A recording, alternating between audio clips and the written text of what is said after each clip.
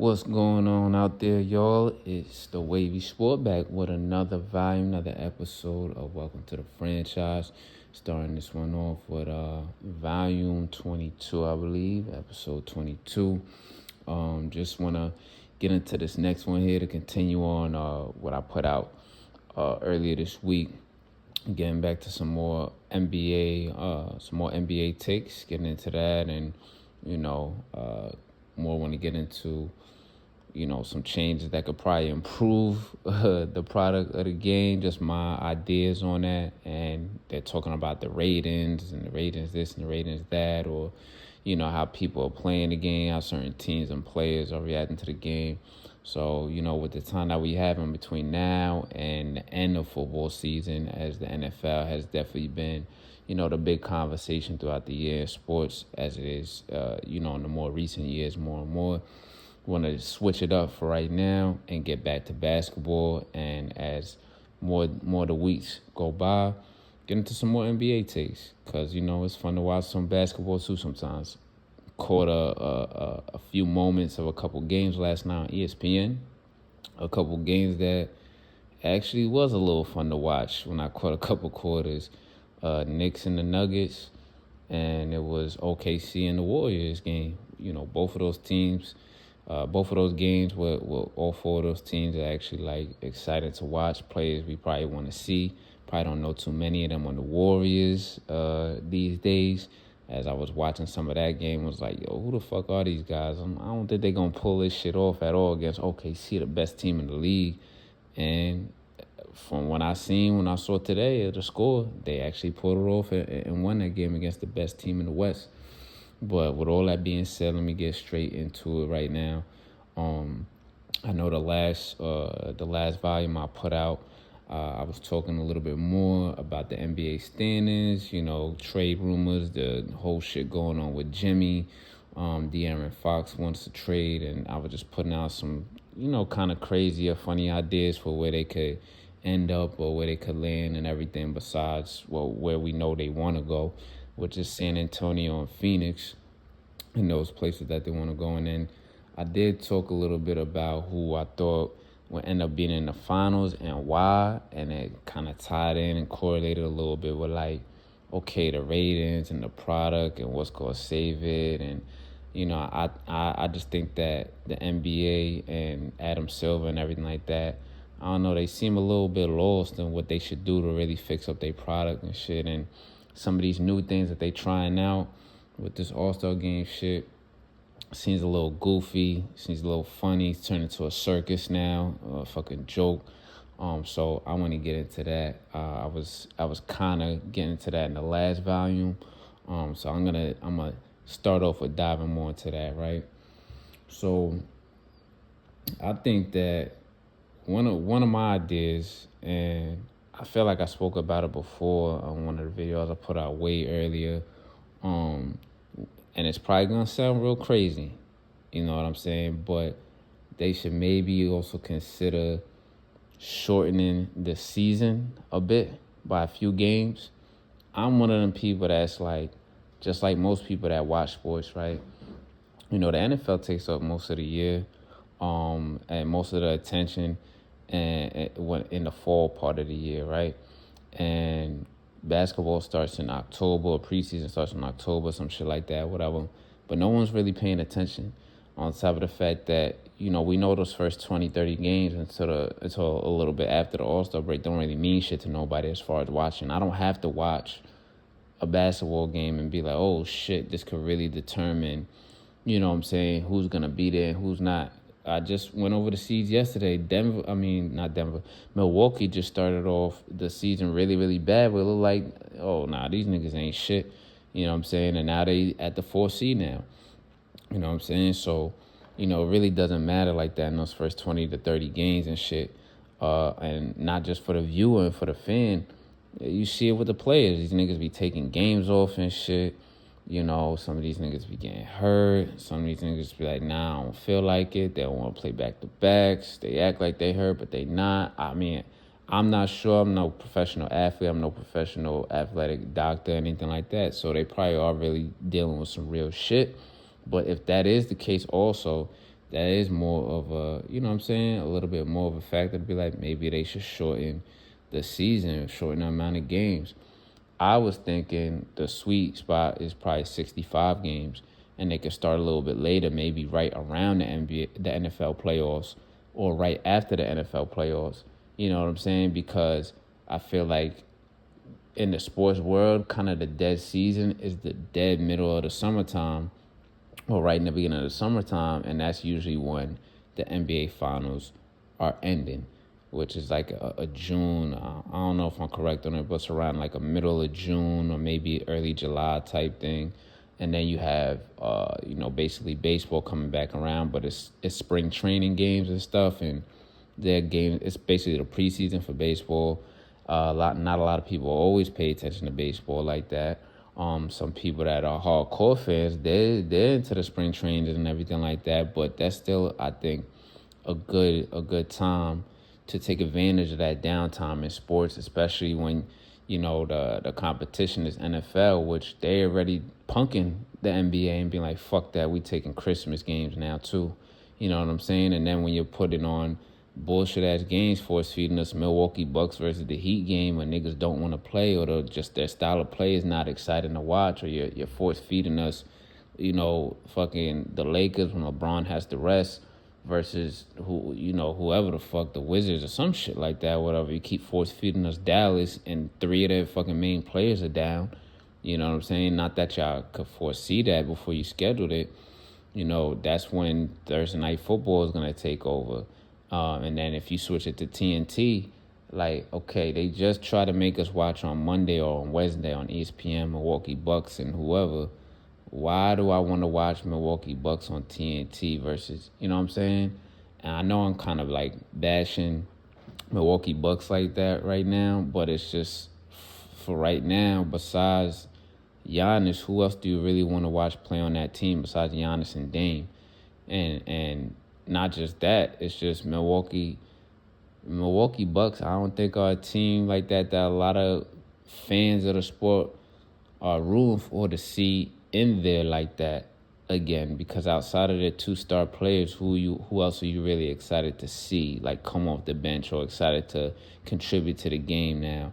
Brook Lopez. I mean, he's a good player and everything. He gets his boards. He'll probably hit a three here and there and everything, but like, I'm more into the mindset of like, who do people want to pay to see? Who do we want to pay that NBA package for to see, or who do we want to show up and see? Or who do we want to go to the bar and be like, fuck it, I'll you know what I'm saying? I'll spend my $60 to $100 on some food and a drink, because this is a game. It's gonna be buzzing. You might talk to some other people there about who doing their thing on the team, and the Bucks is not one of those teams that come to mind like that all the time. Just like teams like Orlando, besides Ben Carroll and the Wagner brothers, I mean, who else is there that I really want to see for real?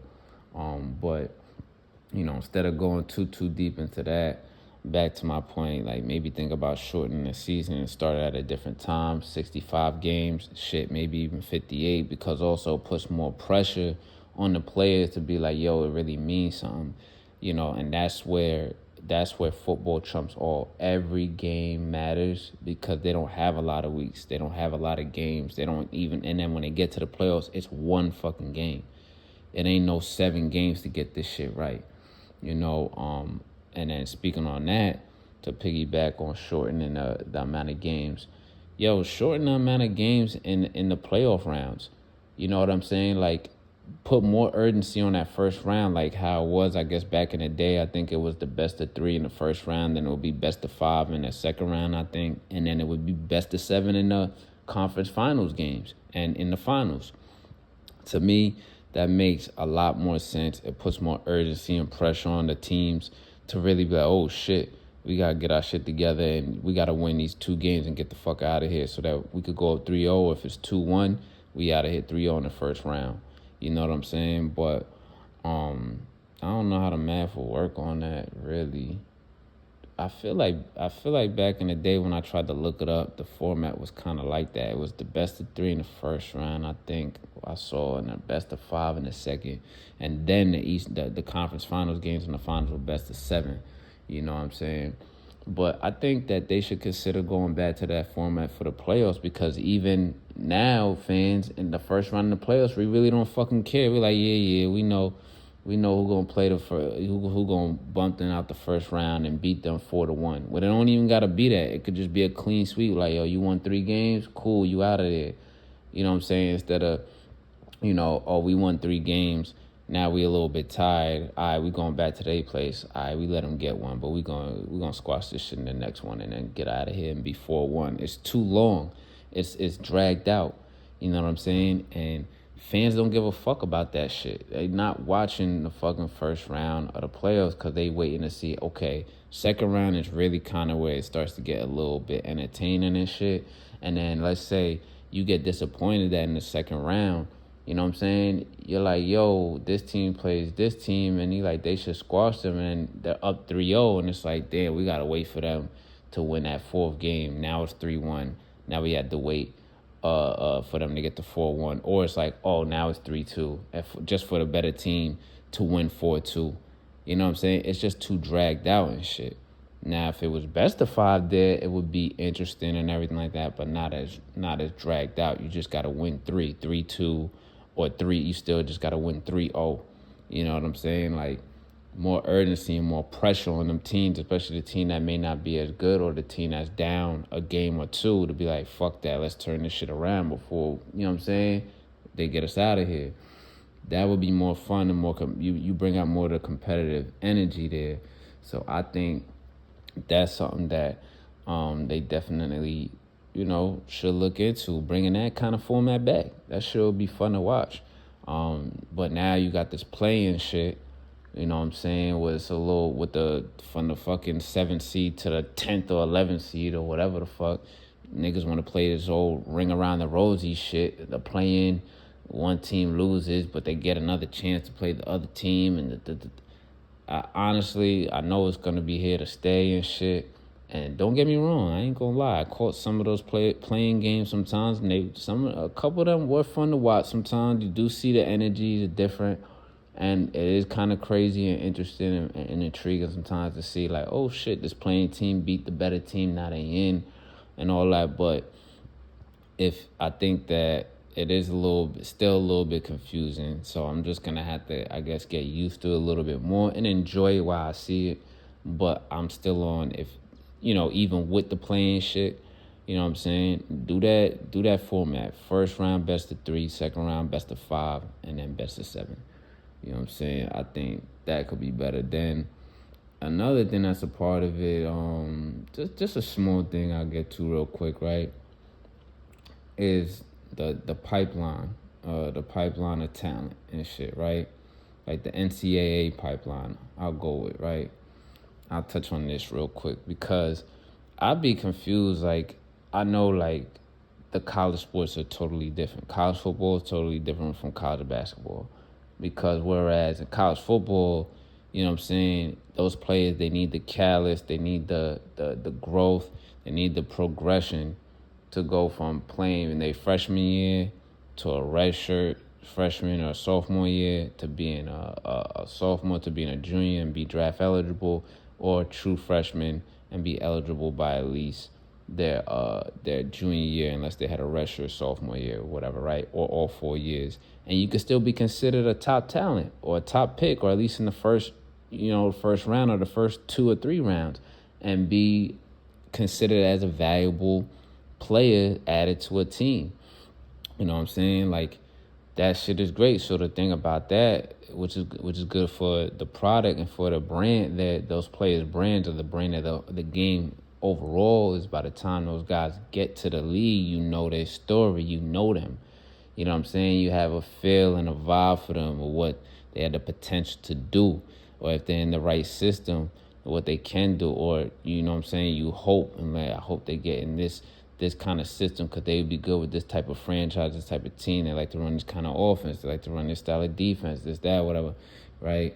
So it's a storyline that you're familiar with it. It's a brand. It's part of a brand storyline, right?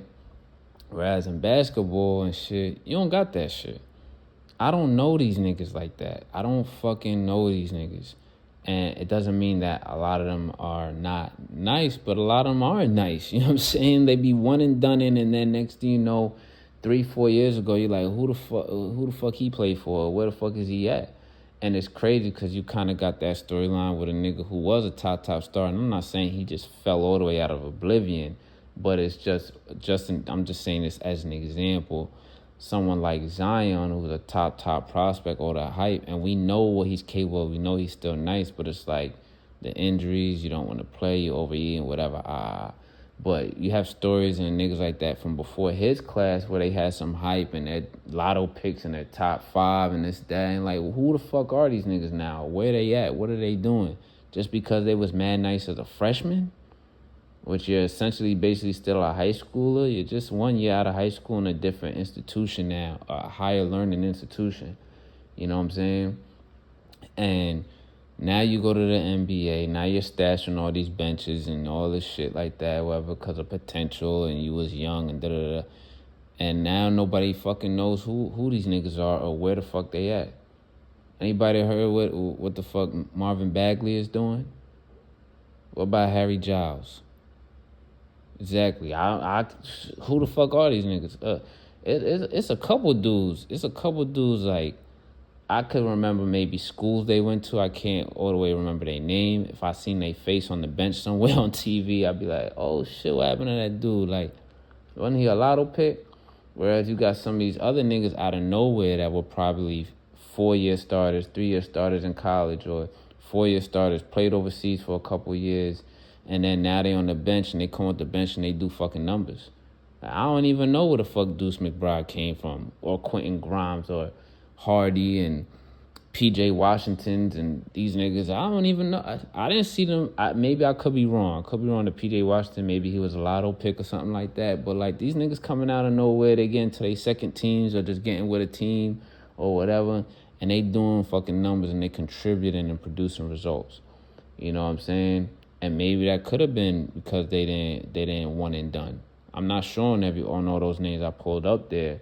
You know what I'm saying? But I'm pretty sure those niggas was not no fucking lotto picks like that. And my point that I'm trying to make here is what can make it better is with the pipeline is that maybe it doesn't always have to be the lotto pick niggas that's, you know what I'm saying, oh, he straight out of high school and mad nice, or he only a freshman, he mad nice? Yeah, he a top lotto pick. Nah, these niggas that been here 3-4 years, you know, they been progressing from their freshman year. They only average 9. Nah, they not one and done. Or they sophomore year, okay, they average 12. They junior year, they jumped up to 16 points per game, cool. And now their senior year, they're 18 points per game and 6 rebounds with 5 assists. Nah, we don't want that shit because now he 23, 24 years old. What the fuck are y'all? I don't understand it because they doing it like an age thing, off an age thing and a potential thing and shit. Like this is, you know what I'm saying? Like it's football. Like football, yeah, the age matters because your career span is usually 3 years. Plus for you to really produce at the highest in your prime that demands so much of your body, you got 3 years within your 20s to do the best that you can. Now there are some motherfuckers there's some motherfuckers out there that defy that in the NFL, but in the NBA. You could just be a regular nigga, and by the time you like 27, you just like, yeah, he just a good bench player. Come on the bench, he averaged 14. Or he a good bench player, he'll give us 9 and give us them threes and play some defense. At 30, this niggas is probably 33, 30. So think about it. By the time you 34, and let's say you come in the league between 22 and 24, you already had a 10 to 12 year career of, you know what I'm saying, probably being serviceable or producing numbers. Now, imagine if you really like that and have talent and you let it progress from your freshman year to sophomore year or junior year and come out, and then your body and your mindset is kind of ready to take on the challenges and the pressure of playing all those other amazing athletes that are professionals, you know what I'm saying, in the NBA, and you could probably really be a big value to a franchise or fuck around and be a franchise player. But I don't really get that about the NBA. I get the point where they're young and they got mad potential. And there's some niggas that, like, yeah, when they 18, 19, they just they look ready to play in the NBA. And you want to go on potential where it's like, yo, we got this nigga early. So by the time 5 years blows by, nobody even thinks about, damn, how old he is. He's still young. You only 24. And now you that nigga. But every nigga ain't going to be a fucking Kobe Bryant. You know what I'm saying? Even if you think about it on a lower level thing, let's not always just go hyperbole and shoot for the stars here. Every nigga ain't gonna end up being like a Josh Smith, who, you know what I'm saying, nice little career. At some point had to start coming off the bench and was serviceable there and everything like that. But everybody not gonna be like that. And it's also about mindset. Mindset of these niggas is different these days because of course the world has changed and everything too. You know, businesses change, economies change, all that shit. So mindset as well. So I think that they gotta consider like, yo, we're not doing no more lottery picks that's, we're not doing more than like 3 lottery picks that's one and done in the draft anymore. We starting to tell these niggas, yo, we did an evaluation on you. You should probably go back for one more year, your sophomore year, and then come back and see what you do. You know what I'm saying? Some shit like that. So we could at least get a little bit more familiar with them. Like, oh, remember he's hyped up. He got his evaluation. They said go back. He went back. Now he here for sophomore year. He in the tournament, or he won a national championship, or he just doing numbers at whatever school. And you know what I mean? But I get it. There's more times than not these days, these motherfuckers is one and done in because they are nice as shit that 1 year. But then they go to the league and you're like, I don't even know where he went. I don't know where the fuck he's at now. Niggas got him stashed on the bench. Niggas just traded him for cash considerations or part of 3-team trades and other draft picks that don't matter in 2032 and shit, that are protected, unprotected, whatever. And now you don't know what the fuck he's doing. And you're like, damn, that nigga was man nice. What happened to him? Like, that shit, I think, is one. I kind of been on that for a while. That's kind of hurting the game. So, you should be able to be like, yo, the limit is probably, if that nigga is that fucking nice, like real dead nice, straight out of high school player, and maximum like 3 niggas that's one and done. And then after that, you at least got to be a sophomore plus and put up those good numbers like that, sophomore plus, so that even if they do get into the league and on the right team and the right system, we could see them and see them contribute. You know what I'm saying? I think that will kind of be a better product there. So because them Euro players and shit, them niggas be playing in professional leagues with grown men wherever they from when they like 14. You know what I'm saying? That's why some of them, even when they get stashed for a little minute, once they start really coming on, they come out of nowhere like, damn, this motherfucker nice. This Euro nigga nice and shit. Or some of them start coming out and really just shit in their first year crazy because they been playing it in a professional way, in a professional system, you know what I'm saying, from when they was like 14, so I think they need to consider something like that in America, because these Euro niggas and all these motherfuckers from this other country, they come in and they coming through and they be busting ass. They be, a nigga like Jokic, they be getting picked number 43 and shit, give them 2-3 years and they start coming on, then by year 5, they like, yo, I'm shitting, and you be like, damn, this nigga only 24. You know why? Because you already got 10 years experience of being a professional in the sport. Not being all hyped up. Not being like, look at this nigga on Instagram. Look at this nigga in AAU. No adversities, this, that, whatever. None of that shit. And not like, oh, yeah, he mad nice. Just reward him, one and done. Or straight out of high school, you that nice. Yeah, you go out there and compete with LeBron and them. Nah, you can't. Even if your body is like that, your highlight tape is like that, your skills is like that, what about your mindset too? These grown men out here still that been doing it for a while. So what's your mindset like when all the other high school, coaches and recruits and your high school friends and entourages and high school girls isn't telling you like, yeah, you got niggas, huh? Yeah. You know what I'm saying? When you got motherfuckers in the crowd hating like, nah, you ain't taking my team down today. So just something I think they gotta consider. And then another thing on that too, I think shit, if it's not that many good players like that, then close it up. Make it one round. 30 picks, that's it. The rest of y'all niggas, y'all just gotta sign on, because basically most of the trajectory of their careers usually happen like that anyway in the second round. Now, I'm not saying nobody in the second round has ever been great or good or of great value to teams, but maybe you gotta consider that too with the way that the game and the world is changing and shit. And people want all this microwave shit now. One and done. Yeah, he that nigga. Oh, shit. Nah, he ain't shit. Anybody know what's going on with James Wiseman? The fuck that nigga's up to now?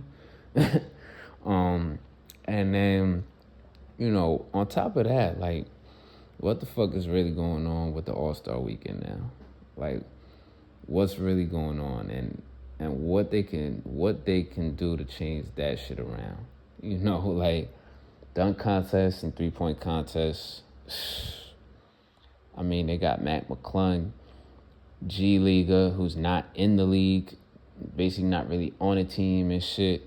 He's been, setting this shit off the last couple years and winning it. Shout out to him. That's good. Being kind of a no-name person, but now a name brand or a name that you hear around now during this time of the season because, he earned it by showing out on one of the biggest stages in the NBA, which is All-Star Weekend. Honestly, with all the crazy shit that niggas have already done in the dunk contest, especially those two dunk contests with Aaron Gordon and Zach LaVine and shit, what else can anyone do? This shit is crazy. You're gonna have to start getting these niggas off the street that you be seeing on Instagram or on Twitter doing this crazy shit. Get them niggas out there because they're doing some shit that I'm like, okay, I ain't never really seen it like this. These dunks, I seen the dunk, but I never seen it like this before. How they pulling it off? Because these other niggas and shit that's new or that probably should be making a name for themselves to be like, hey, no one knows who I am, but I played at UConn, or no one knows who I am, but I played at Duke. No one knows who I am, but I played at Kentucky. This and that, whatever. They don't want to go out. They don't want to do that shit. They don't even want to go out there and make a fucking name for themselves in the dunk contest. And they talk about, all the athletes these days is way more skilled and way more athletic than the niggas back in the day that these niggas hold on to. Then fucking prove it. Then prove it, yo. Prove it that y'all could provide a better product because y'all not proving it with y'all mindset right now. Mindset is all different. I get it. There's a lot of other things that grab your attention. Like it's better to grab a check and grab a bag when niggas is trying to throw that at you to be in a fashion show or this, that, and the third, all this shit. And you probably don't care about basketball, about being great in the sport of basketball as much as being like, hey, I'm a basketball player that gets the money. This is my business. This is how I get money and do what I do in my life. Cool, but them niggas don't want to do that shit. It's just Mac McClung. And I think besides Mac McClung, the only person I'm aware of, I can't even say I know all the way like that. I just started, catching on to his game a bit by seeing some little highlights and shit and catching a couple quarters of a Spurs game. He was doing his thing. It's Stephon Castle. The other niggas, I don't know who the fuck them niggas are. I think the Bozelis niggas on the Bulls, I think that's the only way that name sounds familiar to me, but he don't even play. I didn't even know that nigga could dunk. Foreign nigga and shit. I ain't know that's in your game. A high flyer like that. So I'm like, what the fuck? We don't even know these niggas. And that's a bit of a problem. I think that with your highlights and everything like that, it should be one of those things like, yo, you've been selected and nominated to be in a dunk contest. Like you gotta get some of them stars or some of them niggas that got the highlights every other night in the dunk game. Like, yo, you've been selected and nominated. There's no other person. This ain't no, volunteer shit. I don't even know how they select them. Is it a volunteer shit or do they select them and they have an option to say yes or no? I don't know. But maybe they should consider being like, no, you've been nominated and selected. This who the people want to see, or like you got like 5+ crazy highlight dunks this year so far. Like you in it, nigga. This what the fuck you gonna do? You know what I'm saying? I know that sounds a little bit harsh, a little crazy. Like, nah, you ain't got a choice and shit. But it's tough because the other young dudes that should be trying to make a name for themselves, that are that athletic, do got that to their game, they should be popping out and being like, yo, what's up? And maybe these other guys that I don't know who they are, maybe that's what they want to do. Maybe that's why they're doing it like that this year. But they better come and show out and show, you know what I'm saying? And show some shit to make it be like, oh, shit, all right, maybe we might have to start watching whatever the fuck team that they're on. You know what I'm saying? So that's tough. But other than that, probably to fix that shit is, if this shit is a flop this year or Mac McClung wins it again, you might as well just start taking niggas up off the street or see some other niggas in the G League that want to make a name for themselves. That's probably going crazy. 'Cause I know it's probably not just Matt McClung that could dunk crazy like that. He just, milking it for all it's worth right now, as he should, because he earned it. He put up some good done. He's a nigga that really want to do shit, you know. But other than that, probably grab some of these niggas off the street that's doing these crazy dunk mixtapes on Instagram and Twitter and shit, because them shits be fucking crazy. I'm like, nah, I'd rather see that shit on All-Star Weekend. And then the 3-point shooting thing, it used to be one of my favorites. I don't know, the vibe of it, I guess, recently kind of died down for me and stuff. That's one of those things where also, if you don't know who the player is, it's not as bad, but because, through the history of the NBA, I feel like I've been watching, there's some guys, unless you really pay attention to the sport overall or just your team, you'll be like, I know who that is. This who I'm going for. He could shoot them threes. If he can't do nothing else or don't get that much burn like that, whatever, he can shoot them motherfucking threes.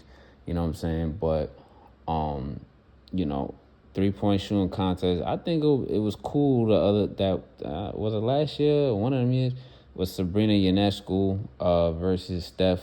I thought that shit was kind of cool. I think they should do multiple. I think it should be like four dudes from the NBA, because it seems like some people don't want to do the 3-point contest like that anymore that we know, or that is dead nice at shooting a three and shit. Maybe that might be different this year since everybody shoots fucking 100 threes. Now anybody shoots threes and shit. It'll probably be different this year and a little bit more exciting to watch, but it'd be like 4 of them from the NBA and 4 of them from the WNBA, not just one person. Like, we want to see Sabrina in there again. Definitely want to see Caitlin Clark competing also, and then pulling someone like Kalia Cooper too. I think she had a good year hitting some threes this year, or definitely scoring with Phoenix. Phoenix, and then Kelsey Mitchell in there too. You know what I'm saying? She hit some threes also. She's a good 3-point shooter also in this past season. Or Kelsey Plum as well. So she's known for being a 3-point sharpshooter in the WNBA. So you put 4 and 4 or 5 and 5 and shit, and have them all just battle out. Don't make it all special and different just because they the woman. No, they part of the NBA association as well, the basketball association as well. It's like, nah, like, some of these shooters could shoot better than y'all, nigga. Like, let's see that. I think that would be dope. And then as far as the All-Star game itself, the full weekend and everything like that, like, I don't know, man. These niggas don't give a fuck about the game anymore. They don't want to play defense at all at any point in the game. Only it used to be maybe like the last 4 or 5 minutes. Now they don't even care like that.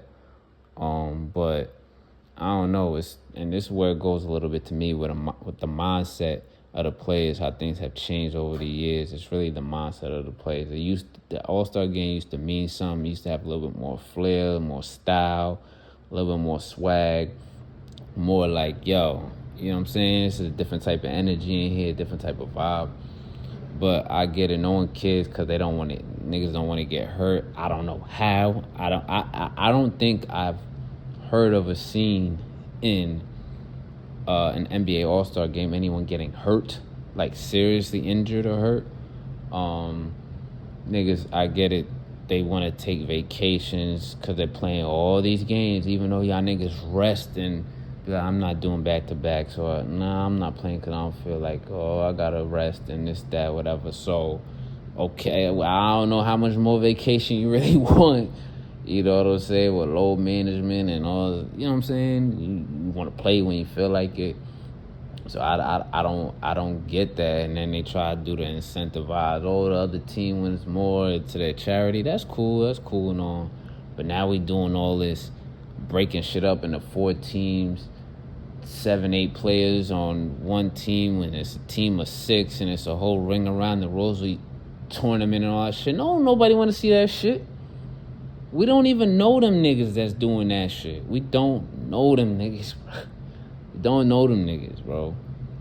That's why it should be taken back to the A, The rooks versus the sophomores. Now they gotta, and that's the thing. This is what happens when you bring in niggas that you think is one and done. They gonna be that nigga and shit, and they ain't shit. They can't even make it to the fucking rookies versus the sophomore shit no more because the rookies and the sophomores all be some shit.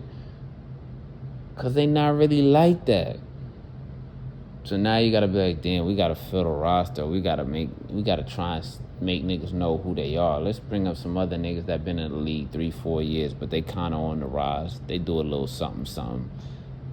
No, sir. This is what happens when you know the pipeline of the talent is all fucked up. You know what I'm saying? And all these multiple teams and shit. Nobody wants to see no fucking AAU tournament, bro. We not here for that. When niggas not doing that with they whole night to watch a whole tournament. With them niggas then they don't even really fucking care. And that's the thing about the All-Star game. Motherfuckers is rewarding a bunch of people, a bunch of players for just being like, oh, you can shoot a 3? Cool. How many can you make? You can make 6 or more? Cool. Oh, you can run this play and run around and just hit more 3s? Cool. That's what's up. You an All-Star. No. That shit does not make you an All-Star. Let's get to what prior All-Star really is, right? All-Star, you gotta be a must-see, a must-watch type player. Yeah, it's cool if you're efficient. Yeah, you average 25 a game every game. You always hit your 4 threes. You always get your rebounds, this, that, whatever. You're always in the right place, right time, play efficiently, you play in the system, But hold on, nigga. Do my eyes when I watch, I'm like, oh shit, this is much. That nigga crossed him up and then hit a 3 in his face. That nigga crossed him up. Did the hezzy make him jump like he's gonna shoot the 3, and then he went to the lane and banged it on a nigga, or he did some crazy finesse reverse layup and shit with 2 defenders in his face and shit.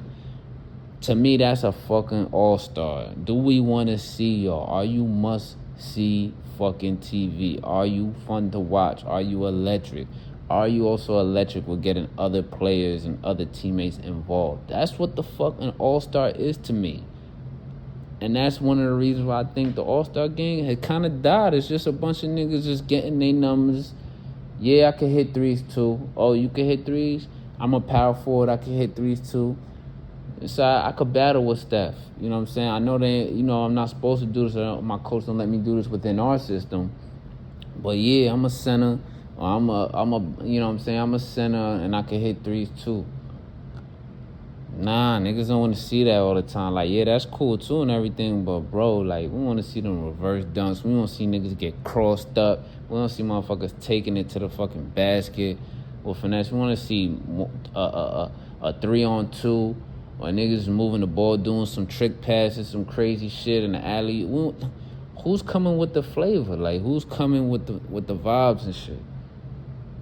Nobody is these days like that. And that's why I'm like, yo, this nigga LaMelo Ball gotta be in this shit again. And I would rather him start. I'm not gonna lie, I'd rather him be the starter, especially over Donovan Mitchell. Donovan Mitchell is nice. He's like that. But it's like, sometimes watching him, I'm like, okay, nigga, we know what you're gonna do. You're gonna do your little crossover, go around the pick and roll, and then hit the 3. You're gonna do your crossover, this, that, stop and pop for the 2, cool. You'll dunk here and there, all that shit, but like, I need to see that shit a lot more from you. I need to see some more, like, make my eyes pop type shit. You know what I'm saying? And then the other thing, too, why the fuck am I seeing so many damn pick and rolls in the All-Star game? And switch defenses and all this shit. Like, no, best on best. Like, no, I'm here to cross you up. I'm the best guard on this coast, and I could bust any guard on the West Coast ass. Like, that type of mindset and that energy and those vibes. Bring that shit back to the game. On top of the fact that, yo, picking teams, you got a leader, I'm picking teams. No, son. Keep it East Coast, West Coast. And stop with these silly-ass, retarded-ass fucking jerseys. It's disgusting, yo. You see all the shits from back in the day that look hot, that look crazy. Some of them shits look more futuristic than present day. And it's we're going in 2025.